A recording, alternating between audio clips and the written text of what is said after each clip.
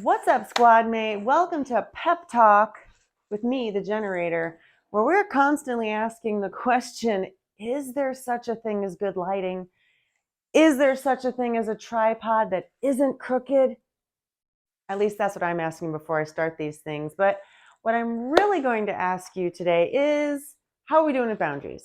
How are we doing?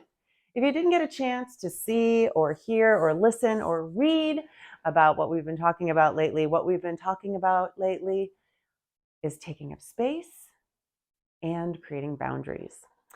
And how when we want to actually fully express ourselves, we're probably going to have to set some boundaries with other people, with ourselves, physical, emotional, mental. Like we're always having to sort of reevaluate how we are in this world, how we want to be in this world, how we want to be seen in this world, and who we can help.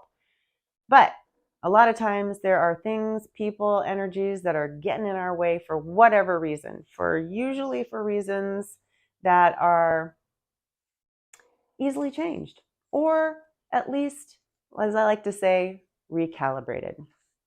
So today we're talking about relationships. So people that we are friends with, that we have family members, maybe there's housemates, people that you are in a pretty tight circle with. The ones that you are talking to the most, the ones that are running around in your mind the most, the ones that you concern yourself with, that you're worried about, that worry about you. Any people like that, just think about them for a second. The ones that are closest to you. Usually those are the people in your house. And then like kind of branch out into your closest friends, or the ones that you see the most, the ones that you think about the most. And ask yourself a couple of questions. Does this friend, person, let's just say person, does this person reciprocate the same amount of time and energy that you put into the relationship? Do they support you in all of the things that you do? Now, does that mean gas you up no matter what? Maybe. Sometimes it's nice to have people that gas you up no matter what. I'm just saying, when you say like, I want to try this thing, or I'm going to do this thing, are they like, yeah, you sure? You want to, are they like constantly questioning you? Or are they like, that sounds perfect, or you're going to be great at that, or I love that for you? Just how are they supporting you?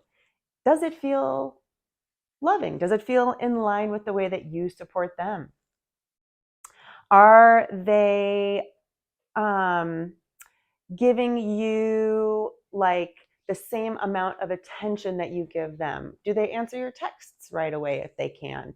Do they make sure that they're making time to either talk to you on the phone or see you in real life? It might not be able to happen all the time, but the people that we are in healthy relationships with, let's say a friend, you're making time. You're making time to see them. They're making time to see you. You're checking in on them. They're checking in on you. It is a meaningful relationship.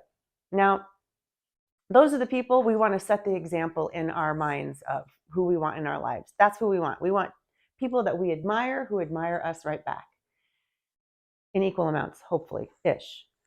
So, what about the people that aren't quite like that? They blow you off. They flake out on you. They don't answer your texts. They aren't really making time. Either they're not trying to reach out to you to find time, or you're reaching out to them and they can't really find the time to talk to you or see you. You are embarking on different things all the time, and you need as much kind of like this. When I think of support, I think this. they're doing that, or they're not. And then, and there's varying levels. You might also be that friend to someone else that isn't quite always there. But what we are caring about are the people that are running around in our mind that aren't providing that same amount of like care and energy. Much like we talked about the first time, the first time we were talking about boundaries, a lot of it is kind of like the energy that we're spending in relation to another person. So I say do a little friend inventory. Who who are the ones that are like, you got the checklist of, yeah, yes, they do this, yes, they reciprocate this, yes, I feel loved, yes, I feel checked in on, yes, I want to know everything that's happening in their lives, yes, I want to cheerlead for them. Great. Nothing, we don't probably don't need boundaries there, except for maybe you love them so much you only want to see them and talk to them. Sometimes that's hard too.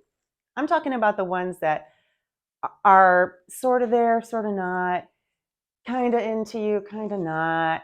You know, the wishy-washy ones, the ones that maybe like every once in a while you guys have this like awesome time talking to each other, or you have moments in time that feel so good, and you keep trying to like make it happen again, and it's just not happening again. Those are the ones that we need to, if we can't completely just kind of phase them out, we want to find different levels. So recalibrate the levels of energy, the amount of time that we're giving to those people. We subtract the time from those people that are not filling our cup, helping us fill our cup. And we take that time and either give it to ourselves, great idea, or if we start looking at these relationships like, gosh, I really do have a really awesome friend in this person, and maybe I need to give them more time. That maybe that it's not necessarily that you're like shutting people out, but it's like you're kind of readjusting the puzzle pieces of your friendships, of your relationships. Like we give a little less to the people that are not giving us what we want. And we take that time and we move it into the friendships that really add value to our lives. So not even just like creating boundaries and that's it, but shifting them a little bit. Where is your energy going? Where can you kind of dismiss yourself from relationships in a loving way, not in a like, we're not breaking up with anybody, maybe you are, but like just maybe they're Christmas card friends. Maybe they're like holiday check-in. Hey, checking in on you and the family. Hope you're doing great. Peace and love. See ya. That's it. That might be what they want too.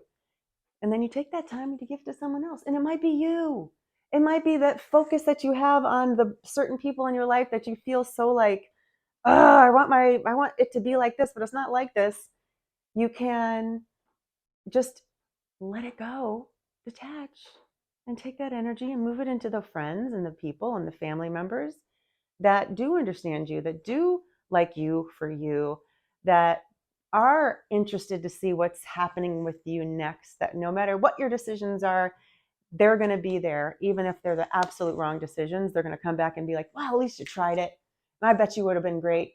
You know what I mean? You know, those friends. I want you to have those friends. I want you to have those family members. Family members, we can't, sometimes we just cannot get rid of them. That's okay too. That just means that's more of a mental, like, I can't let that be my problem anymore. That's not my problem anymore.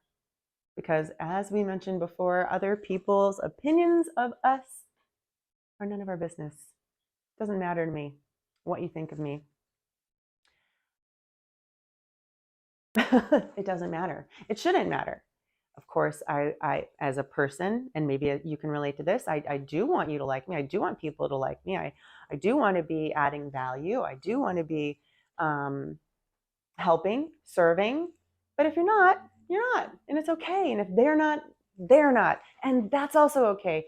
The hard part is actually stopping for a minute, getting a gauge of the people around you, deciding where you need to recalibrate, and then just slowly, or maybe even quickly, whatever works best for you, making those changes. Can we do that? Sure. Here's my activity. I always like to do an activity. It makes me feel like something's happening. You have homework. It's nice to have a homework assignment. So your homework assignment is, let's think about 5 people in our lives, the ones that are closest to us, and ask these questions. Do they support me in all things that I do? Do they reciprocate the amount of time and energy that I give to them? Do they communicate with me in a consistent manner? Are they looking to deepen their relationship with you always? Are they trustworthy? Can you trust them to tell them anything, or even just almost anything? If the answers are murky, that's when you can start going through the next checklist. Where can I make some changes? Where can I pull time from and add to my bucket, or push into somebody else's relationship because this relationship is helping me thrive? This relationship is helping me grow. I'm helping them grow.